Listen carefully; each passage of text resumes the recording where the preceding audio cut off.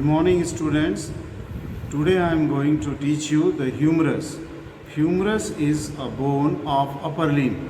It is located in the arm part of the upper limb. Humerus, you must have read that it is a long bone, and long bone has two ends, an upper end and a lower end, and in between the upper and lower end there is the presence of the shaft. Okay, now we will, in this video, we will just try to find out how to determine the side of the bone, humerus, whether it belongs to right side or to left side, and then we will also try to learn how to keep this bone in anatomical position. So now I will tell you some of the bony features which are necessary to determine the side of this bone. So let us see some of the bony features first at the upper end, and then I will come to the lower end. As I said that the upper end there is a head, and this head is articular in nature, is smooth, and it is rounded, and this articulates with the glenite cavity of the scapula to form the shoulder joint. Similarly, at the upper end, beside the head, there are two important structures which are called as tubercle. This is an irregular bony bump present here, and this is the greater tubercle.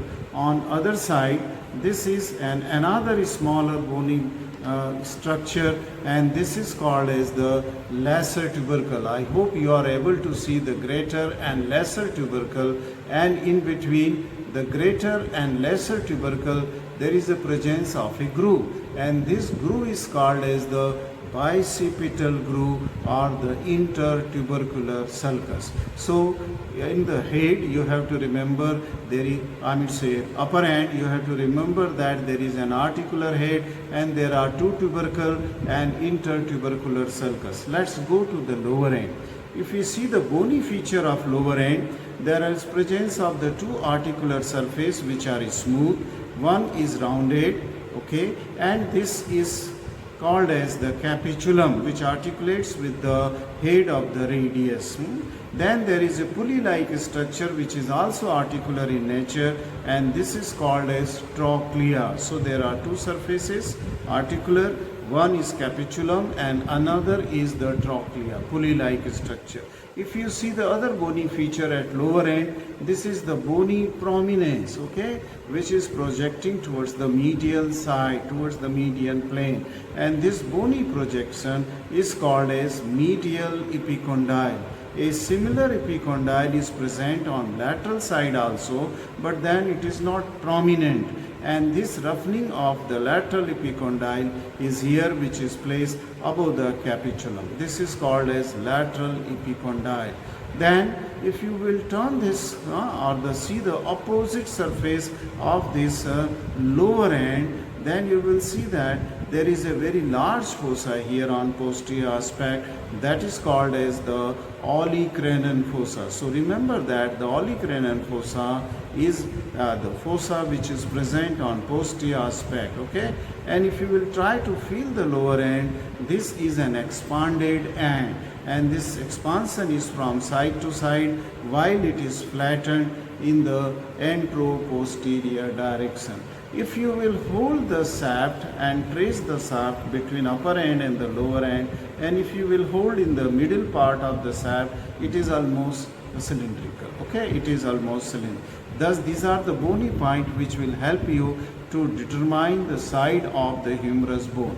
Keep the humerus for side determination in such a way that head is facing medially, means towards the median plane. So head is facing medially, and then this bicipital groove which is present between the two tubercle, it should face anteriorly, and the olecranon fossa which is present at the lower end, it should face posteriorly. So keep this bone like that, and since the head is facing medially and the olecranon fossa of the lower end is facing posteriorly, this belongs to the right side, okay. Now if you will keep it to the left side, then what will be the wrong? Though the head may face medially, but the olecranon fossa is facing anteriorly.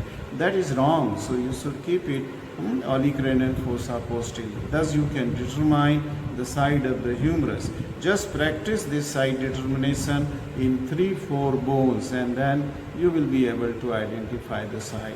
Now the second aspect of this video is that we have to determine the anatomical position as the humerus is kept in our arm when we are standing in anatomical position. So keep the bone in such a way that the head is facing medially, slightly backward and slightly upward. That is the actual position of the head.